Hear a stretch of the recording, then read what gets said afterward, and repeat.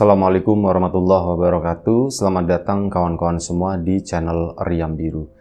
Terima kasih banyak untuk kawan-kawan yang sudah hadir di channel ini, dan kita lanjutkan cerita bagian ketiga dari cerita yang berjudul Rumah Kuda ini. Untuk kawan-kawan yang mungkin belum sempat nonton, ini bagian ketiga ya. Ada nanti di deskripsi itu bagian 1, bagian 2-nya. Sebaiknya nonton itu biar nanti nggak bingung gitu kan.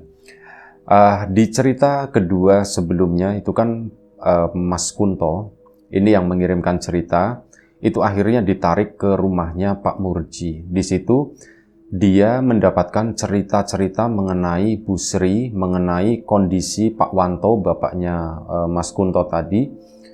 Cuman cerita itu Mas Kunto sendiri belum terlalu memahaminya. Ini tuh maksudnya bagaimana sih, meskipun udah ada gambaran seperti itu. Bahkan Mas Kunto sendiri itu sudah sempat menyaksikan keanehan yang dilakukan oleh Bu Sri saat dia malam itu coba naik ke pembatas dinding itu ya, dinding pagar dinding rumahnya Bu Sri, karena mendengar suara ringkikan kuda, dan ternyata itu bukan dari seekor kuda, melainkan keluar dari mulutnya Bu Sri. Dan akhirnya mereka pun merencanakan ini gimana caranya ya supaya Pak Wanto itu bisa diselamatkan. Pak Murji sama Mas Kunto itu pulang dari salah satu rumah warga di sana, di belakang rumahnya Bu Sri itu tadi, kembali ke rumah, dan waktu itu ya Mas Kunto memutuskan untuk istirahat dulu. Nah, ini singkat cerita, keesokan paginya mereka pun ngobrol lagi rencana tersebut. Pak Murji juga udah dipecat dari pekerjaannya dengan mudahnya, dan Pak Murji itu kenapa di ceritanya Mas Kunto itu nggak ditegaskan reaksinya Pak Murji yang merasa kehilangan atau bagaimana, itu enggak, kehilangan pekerjaan maksudnya ya. Itu enggak, karena apa? Pak Murji juga ya nothing tulus gitu ya, dia tuh nggak kehilangan apa-apa. Memang bekerja di tempatnya Bu Sri sebenarnya itu untuk menyelidiki, untuk pengen tahu apa sih yang sebenarnya terjadi di rumah tersebut. Bu Sri sendiri itu adalah seorang janda, jadi suaminya itu memang nggak ada. Bu Sri pun tidak memiliki anak, jadi tinggal di sana itu benar-benar sendirian di rumah tersebut dengan segala keanehannya. Dan ternyata pagi harinya, berdasarkan cerita dari Pak Murji tersebut, ternyata beberapa warga itu juga sudah merencanakan sesuatu, termasuk dari Pak RT, tapi untuk bergerak begitu ya, mereka itu belum berani. Dan keesokan paginya akhirnya, daripada memancing kecurigaan, karena malam itu Bu Sri juga tiba-tiba nongol di rumahnya Pak Murji kan, akhirnya dipilihlah sebuah tempat, itu salah satu rumah warga. Lumayan cukup jauh di sana, itu ngumpul Mas Kunto, Pak Murji, ada Pak RT juga di situ, sama beberapa warga-warga yang di situ terlihat ya sepertinya udah lumayan cukup sepuh di situ. Dan mereka itu akhirnya merencanakan sesuatu. Ya sederhana aja, kita nggak mungkin mendobrak masuk ke sana. Pagar rumah Bu Sri itu tinggi, dan itu kita nanti akan menyalahi hukum ya. Pagernya juga kuat, nggak mungkin kita langsung nembus sana. Akhirnya apa? Dilempar itu ke Pak RT. Pak RT dengan segala kekuatan birokrasinya katanya begitu kan, Pak RT kan bisa memanfaatkan itu ke RT-annya itu untuk masuk ke rumahnya Bu Sri ke sana. Pak RT pun, tapi aku jangan sendiri katanya begitu, takut si Pak RT itu tadi. Ya enggak lah Pak RT, nanti didampingi beberapa orang, dan kita sisanya itu nanti nunggu di depan, nunggu kode lah. Tapi kita ke sana bukan mau buat kerusuhan, kata situ kan. Ya sudah kalau begitu, terus kapan? Pak Nun Sewu, Mas Kuntonya, berarti di sana Pak Murji itu kan sebelumnya kerja di situ. Iya, saya kerja di situ siang hari doang. Bapak saya gimana? Oh, bapaknya sampean tinggal di rumah itu Mas gitu kan, sama Bu Sri. Mungkin gak sih Bapak sama Bu Sri itu udah kawin katanya? Kayaknya sih belum mas, kata si Pak Murjinya begitu ya. Kayaknya belum. Soalnya kalau udah menikah, kan biasanya ya stratanya itu sama lah gitu ya. Si bapaknya jenengan, Pak Wanto itu, ya mungkin saat ketemu sama Bu Sri, bukan seperti seorang pekerja ketemu sama majikannya. Kalau ini tuh masih begitu mas. Saya pantau diam-diam gitu ya. Bu Sri masih berlaku sebagai bos. Bapaknya sampean itu sebagai pekerja. Jadi masih berjarak. Kayaknya belum mas. Kayaknya belum ya. Di situ Mas Kunto tenanglah mendengar itu. Ya syukurlah kalau begitu ya. Dan terus bagaimana ini rencananya? Ya sudah. Nanti malam. Pak, kenapa harus malam? Kata Pak RT itu begitu. Ya orang saya bisanya malam, saya nanti kerja kan gitu. Oh begitu, ya sudahlah nurut aja sama Pak RT. Ya udah nanti malam sekitar jam 7 lah kata situ ya, nggak usah kemalaman. Nanti saya coba ke sana datang ke tempatnya Bu Sri katanya begitu. Baik Pak, Bapak nanti didampingi sama berapa orang? Ya saya minta 2 orang lah biar kita itu bertiga ganjil gitu, jangan genap. Oke Pak RT. Akhirnya dipersiapkan. Yang lain nanti standby di depan ya, dan kita nggak mau ada keributan. Sebaik-baiknya. Intinya apa? Kita ambil Pak Wanto gitu aja, kata si Pak RT tadi. Baik Pak. Misinya itu menyelamatkan Pak Wanto, mengambil Pak Wanto dari rumah tersebut. Singkat cerita, pagi itu rapat selesai. Pak RT pun dengan pekerjaannya. Pak Murji sendiri pulang ke rumah ke situ, dan Mas Kunto juga ikut Pak Murji ya. Nah di situ ada beberapa orang juga yang menambah-nambah cerita lah. Mas aku juga pernah ngelihat mas gitu. Si Bu Sri itu ya begitu, anak saya yang ngelihat pertama gitu kan, lewat di depan sana. Ya masih malam lah mas, sekitar jam 8. Lagi jalan kaki, itu anak saya kan masih kecil, jadi dia tuh suka jalannya itu di depan duluan. Nah ini pas lagi di depan duluan dan lewat di gerbang depan itu, anak saya berhenti terus nengok ke arah samping, terus nengok ke arah saya, kata si mas tadi. Terus udah ya saya deket ke situ, terus ngomong anak saya, Pak, ada kuda Pak, katanya begitu, kata anak saya. Ada kuda apanya? Iya Pak, beneran ada kuda Pak, dan saya itu juga ngedenger mas, ada suara kuda di situ. Cuma pas nengok ke arah gerbang, itu Bu Sri yang berdiri di situ di pinggir gerbang. Bu Sri gitu kan, Bu Srinya pun cuman begini doang. Udah kami pun pergi. Ya cerita-cerita seperti itu, meskipun bentuknya itu bukan yang menyeramkan gitu ya. Bu Sri itu tiba-tiba jadi satu sosok kuda atau bagaimana, enggak, cuman ya ringkikan-ringkikannya itu yang menyeramkan. Bahkan cerita-cerita mengenai suara ringkikan itu bukan enggak cuman 1-2 orang doang, tapi ternyata banyak. Makanya itu jadi bahan pembicaraan sendiri di sekitaran kampung tersebut. Meskipun Bu Sri itu orangnya juga dermawan, sering memberikan ini itu ke warga gitu ya. Tapi ya warga juga bertanya-tanya, kok seperti itu ya? Apa yang kita dapat ini nanti ada pengikatnya enggak ya? Takutnya nanti dijadikan tumbal atau apa. Toh memang enggak ada. Dari warga itu semuanya baik-baik aja. Cuman yang masalah tumbal-tumbal tersebut itu juga kejadiannya enggak pernah di dalam rumah itu. Setelah proyek itu selesai, nanti meskipun ya itu tadi dibongkar lagi. Nah biasanya itu sekitar 6 bulan itu udah selesai, nanti orang tersebut pulang kan, dan gak lama nanti akan meninggal. Seperti itulah.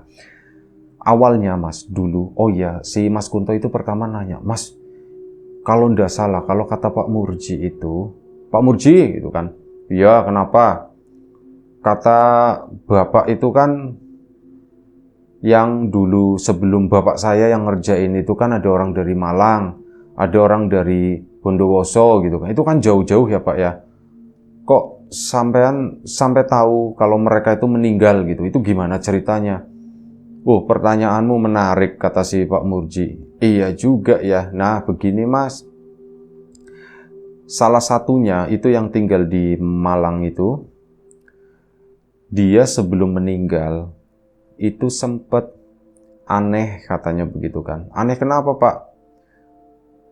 Sempat meringkik katanya begitu. Meringkik ya, niruin suara kuda seperti itu. Itu lama Mas katanya Mas, ada sekitar 5 menit itu kayak gitu. Dan nyebut satu nama. Ya, yang disebut itu adalah Bu Sri. Dan setelah orang tersebut meninggal, itu dari pihak keluarga pun kesini. Dan waktu itu kebetulan saya kan masih bekerja di tempatnya Bu Sri, Pak Murjinya ya. Ya, saya yang nemuin waktu itu. Dan ya akhirnya kita ngobrol-ngobrol. Dari situlah Mas kita tahu gitu ya. Sebenarnya orang itu datang ke tempatnya Bu Sri juga bukannya mau menagih apa-apa. Dia tuh penasaran. Ya karena itu tadi, mau meninggalnya tuh aneh. Ini tuh sebenarnya kenapa-kenapa. Tapi waktu itu saya juga nggak ngomong yang bagaimana-bagaimana. Tapi itu cukup saya ambil sebagai informasi Mas. Ya disitulah benih dari kecurigaan. Sampai akhirnya dicek yang di Situbondo itu kan ya. Karena saya juga kenal orang sebelum saya waktu itu yang bekerja di situ juga kenal sama yang di Situbondo tersebut. Dan setelah dicari tahu, ya intinya begitu, ternyata orangnya itu udah meninggal. Dihitung-hitung, oh jaraknya itu udah terlalu jauh dari situ. Dan udah, oh begitu si Mas Kunto pun mulai sedikit paham ya, sudah mulai mengerti. Dan singkat cerita aja, ini malam harinya. Malam harinya, rencana tersebut pun akan dilakukan. Misi ini dipimpin oleh Pak RT langsung. Dan sekitar jam 8 malam, awalnya kan rencananya jam 7, tapi biasa molor-molor maju mundur, Pak RT-nya juga, aku sebenarnya enggak berani. Loh, masa Pak RT enggak berani gitu kan? Oh, ayo dong Pak RT, tenang aja, enggak apa-apa. Nah, setelah didukung-dukung seperti itu, Pak RT pun akhirnya mau malam itu menuju ke sana. Ya ngetok-ngetok, kula nuwun permisi, kayak gitu. Akhirnya dibuka sama Bu Sri. Bu Sri, ini saya tuh lagi ada perlu sama Ibu katanya. Boleh masuk sebentar Bu? Oh iya silakan Pak, silakan. Gitu. Akhirnya di sana dibawa ke teras. Dan waktu itu Bu Sri nuwun sewu. Di sini kan Ibu, mohon maaf, bukannya kami mau ikut campur kehidupan pribadinya Bu Sri atau bagaimana, tapi saya selaku RT begitu ya, memanfaatkan itu ya. Saya selaku RT itu kan ya harus tahu setidaknya aktivitas di lingkungan ini itu apa saja. Nah, ini berhubungan dengan Ibu Sri, mohon maaf. Saya dengar ada salah satu orang yang sekarang tinggal di rumahnya Bu Sri. Kalau menurut warga, menurut Pak Murji, disebutin Pak Murji dibawa-bawa di situ. Namaku dibawa-bawa kayak kata Pak Murjinya begitu. Mas Kunto kan dampingin Pak Murji ya.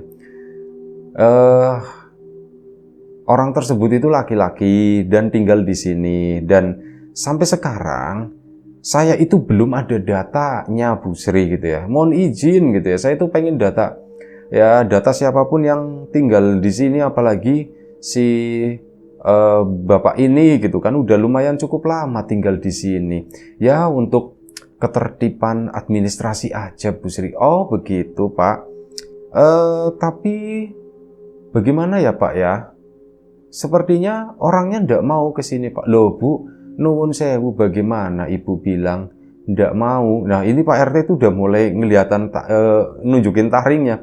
Bagaimana orangnya ndak mau, orang Ibu aja nggak kemana-mana dari tadi, di sini aja. Tapi ini ya itu Bu, balik lagi, ini kewajiban Bu. Kalau enggak ya orang itu harus keluar dari rumahnya Ibu. Karena ya takutnya nanti ada yang keberatan Bu. Ini udah melanggar peraturan. Ini kan udah lebih dari 1 kali 24 jam, 2 kali 24 jam, dan sebagainya Bu. Tamu harap lapor.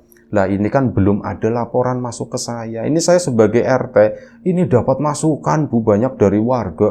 Itu loh ada yang tinggal di rumahnya Bu Sri. Ya buat jaga nama baiknya Bu Sri juga, kata si Pak RT-nya begitu.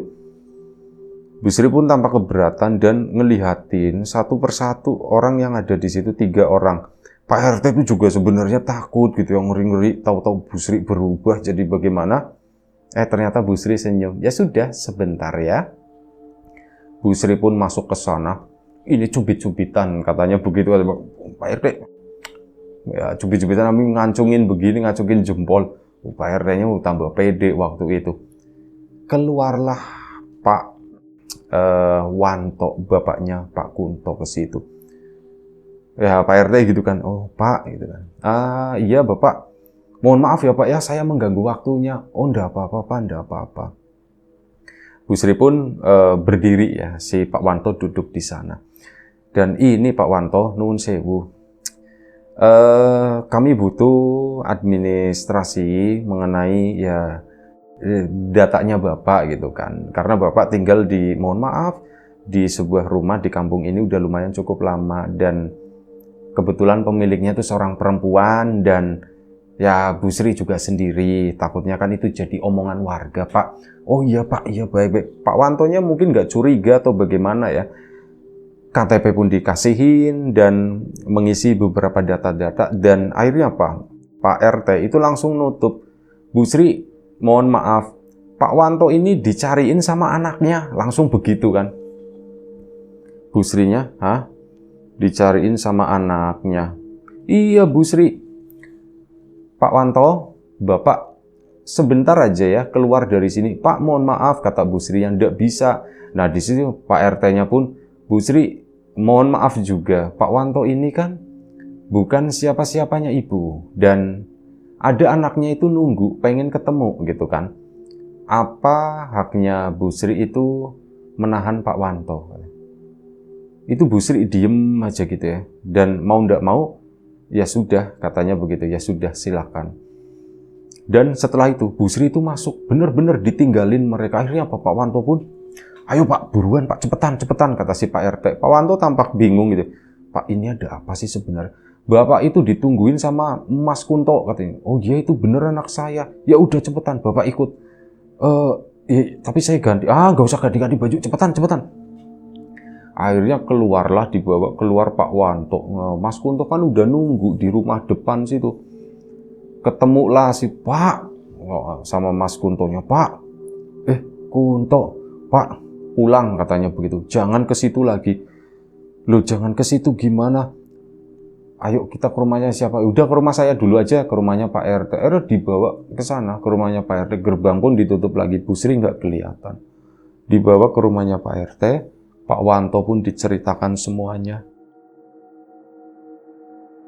mengenai keanehan-keanehan yang pernah terjadi, terus ketakutan-ketakutan dan sebagainya. Takutnya Bapak itu begini. Pak Wanto awalnya ya, masa sih orang Bu Sri itu juga baik ke saya, terus ya saya diperlakukan sopan, bahkan bukan yang aneh-aneh Pak, bukan yang gimana-gimana. Betul Pak, bukan yang gimana-gimana, saya juga percaya itu, saya tahu, cuman dari sebelum-sebelumnya itu begini Pak, gitu kan. Nah setelah dibujuk oleh Mas Kunto, akhirnya Pak Wanto pun mau, ya sudah kalau begitu, cuman bajuku gimana toh? Lah Pak, baju udahlah tinggalin aja.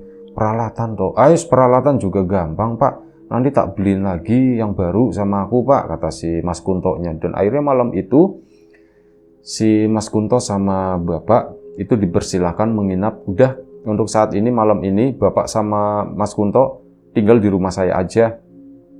Beberapa warga juga saya minta tolonglah, 4 atau 5 orang begadangan di sini, katanya begitu, kata Pak RT. Kenapa Pak RT? Saya gak takut, katanya begitu. Oh begitu Pak RT, ya sudah gitu. Akhirnya sudah, bukan 5 orang, 15 orang yang begadang di rumahnya Pak RT di situ. Mas Kunto sama Pak Wanto itu tidur di ruang tamu. Akhirnya sudah, malam itu singkat cerita selesai, dan pagi harinya ini langsung dibawa pulang si Pak Wanto tadi ke Kediri lagi sama Mas Kunto. Ya, Pak Wanto dibawa pulang, ya di jalan itu mikir terus. Iya toh, aku juga, Bapak juga sering ngedenger apa Pak? Itu ada suara kuda, katanya begitu. Bener, Bapak itu malah berpikir, ini tuh gimana ceritanya ya? Apakah gara-gara aku gambar kuda seperti itu dan membayangkan, akhirnya imajinasi itu terlalu kuat masuk ke Bapak dan Bapak jadi mendengar suara itu. Bukan Pak, itu ringkikannya Bu Sri. Ya iya sih, tapi Bapak sendiri enggak pernah. Pak, Bapak belum kawin sama Bu Sri kan Pak? Ditanya begitu lagi sama si Mas Kunto. Wih, kurang ajar kamu. Belum lah, katanya begitu ya. Kok Bapak mau tinggal di tempat itu? Ya Bapak mau tinggal di mana lagi, katanya begitu. Orang Bapak ada disediakan kamar khusus dan itu kamar juga di luar, katanya begitu. Oh begitu Pak, ya wis lah. Untung beneran belum ya Pak ya? Belum, enggak. Bapak enggak kepikiran sampai sana gitu. Bapak cuma dipekerjakan. Oh iya Pak, kerjanya itu apa sih sebenarnya sih Pak? Jadi begini toh. Bapak juga ada yang heran katanya. Loh heran kenapa Pak? Bapak kan udah tak bikin kuda bagus-bagus gitu kan. Srek. Terus nanti terakhirnya Bu Sri itu bakal ngasih cangkir. Itu cat merah katanya. Pak Wanto, nanti tolong ya Pak, mata kudanya itu pakainya dimerah-merahin aja ya Pak. Iya Bu, baik Bu gitu. Akhirnya apa? Ya udah tak oles-olesin begitu kan. Cuman kok merahnya tak cium itu baunya amis, kata itu. Baunya amis Pak, tapi yo ada bau tinernya, kata si Pak Wanto. Nggak tahu itu apa itu darah campur cat kali ya. Bisa jadi tuh Pak. Nah setelah itu, baru nanti, pokoknya setelah Bapak itu ngasih warna mata merah itu di kuda tersebut, itu kudanya kan itu ada 6 ya, selalu ada 6 kata si Pak Wanto tadi. Itu nanti malam harinya, itu Bapak ngedenger itu ada suara ringkikan kuda. Oh jadi gitu Pak. Iya nanti besoknya udah selesai itu minta dibongkar lagi. Bu Srinya bilang, Pak Wanto, saya tuh pengen ini udah bagus sih, tapi saya tuh pengen diubah lagi Pak. Yang ini tuh diadepin ke sana, terus ini di kesini, ini di kesini, kayak gitu. Duh apa-apa Pak Wanto, masalah bayaran beres katanya. Ya sudah, jadi tak kerjain aja gitu. Orang Bapak juga senang mengerjakan itu, ya tak bongkar, terus nanti tak benerin lagi, terus nanti dikasih mata merah lagi, nanti keulang seperti itu, keulang. Pak udah berapa kali Pak? Lah enggak tahu Bapak itu udah lupa ininya katanya. Akhirnya sudah, sampailah mereka di Kediri. Begitu sampai di Kediri, malam selanjutnya atau malam selanjutnya lagi, malam hari, Mas Kunto sama Bapak serumah lah, itu dikagetkan dengan munculnya suara. Ada suara ringkikan kuda. Pak, ada suara ringkikan kuda. Kan keluarga udah diceritain semuanya. Itu mereka tuh sama-sama ketakutan. Pak, ini kok seperti ini ya Pak ya. Nah akhirnya apa? Ya pada nengok kan, suara itu tuh dari mana? Suara itu sebenarnya dari depan rumah. Ditengok, dilongok begini, memang bener. Ada kabut tipis warna putih, ada 6 ekor kuda di sana berdiri. Dan karena memang hal itu bukan hal yang wajar lagi, Pak Wanto sama Mas Kunto sekeluarga pun, udahlah kita masuk ke dalam aja, nggak usah ngurusin itu. Hal itu berlangsung kurang lebih sekitar 3 hari lamanya. 3 kali pokoknya. Sosok kuda-kuda itu datang ke sana, maksud dan tujuannya apa juga Mas Kunto nggak tahu. Tapi kemungkinan hal ini tuh masih ada hubungannya sama Bu Sri. Ya setelah ini udah ditinggalin, terus pokoknya malam selanjutnya pun sama. Ada suara kayak gitu, suara kuda. Kuda itu cuma di depan doang, dia tuh nggak keliling-keliling rumah, nggak, cuma di depan, stuck di situ. Dan yaitu tadi dipenuhi kabut. Dilihatnya itu cuma malam pertama sama malam kedua. Malam ketiganya udahlah, nggak mau, biarin aja, toh hilang dengan sendirinya. Dan akhirnya alhamdulillah semuanya itu hilang, beres dengan sendirinya. Kuda-kuda itu hilang, teror-teror pun udah nggak ada sama sekali. Cuman satu hal yang Mas Kunto sampai sekarang itu nggak tahu, itu kabarnya Bu Sri di Malang sana bagaimana. Soalnya memang nggak ada kontak sama sekali ya antara Bu Sri antara Mas Kunto dengan orang-orang yang ada di situ, Pak Murji dan yang lain-lain gitu ya. Itu kayak udah lupa begitu aja. Mas Kunto juga sebenarnya agak-agak sedikit merasa bersalah, tapi ya karena kesibukannya Mas Kunto, akhirnya hal itu lewat begitu saja. Sama satu hal, Di episode pertama itu kan disebutkan masalah surat yang itu ya mendesak. Ternyata Pak Wanto itu juga mulai merasakan ada sesuatu yang aneh. Dan akhirnya apa? Dia itu sebenarnya sudah sering menulis surat untuk Mas Kunto dan dititipkan ke Bu Sri. Maksudnya titip ke pos, misalkan begitu ya. Bu Sri pun ngomong nanya, begitu Pak Wanto barangkali mau titip surat atau apa, selalu begitu. Tak titipin, tapi kok surat-suratku, perasaan aku udah nulis banyak, tapi kok gak ada balasan gitu. Jangan-jangan ini nggak sampai. Bapak pun akhirnya inisiatif, yaitu tadi, Bapak itu titip ke orang yang lewat di sana, yang lewat di depan rumah gitu ya. Tak titipin aja, Pak, minta tolong Pak. Sama tak kasih uang buat beli perangkonya. Akhirnya sudah dikirimkanlah sama si orang tersebut. Yaitu mungkin surat yang sampai di kamu itu. Berarti benar pikirannya Mas Kunto waktu itu, oh ternyata surat ini memang datangnya ya surat yang dipaksakan lah, intinya seperti itu. Dan ceritanya itu berakhir sampai di sini. Alhamdulillah semuanya baik-baik aja, nggak ada kejadian korban apapun ya, terutama Pak Wanto. Terima kasih kawan-kawan semuanya, cerita yang lumayan cukup panjang, semoga tetap menghibur kawan-kawan semuanya. Terima kasih kawan-kawan atas support dan dukungannya apapun itu. Terima kasih Mas Kunto di Kediri sana. Kawan-kawan subscriber, kawan-kawan membership, kawan-kawan yang udah kasih support dalam bentuk super thanks ke Riam Biru, terima kasih banyak. Kawan-kawan yang udah ngasih like, udah nge-share ke yang lainnya, kawan-kawan yang udah ninggalin komentar juga terima kasih banyak. Kawan-kawan yang sudah mampir di channel Lapak Horor, tak lupa terima kasih banyak. Doa terbaik dari kami untuk kawan-kawan semua, semoga selalu diberi kemudahan dalam hal apapun, termasuk kemudahan dalam hal rizki, yang sakit segera diberi kesembuhan, yang sehat tetap dijaga kesehatannya. Baik, sampai jumpa di episode selanjutnya. Riam Biru, jaga kesehatan kawan-kawan semua. Assalamualaikum warahmatullahi wabarakatuh.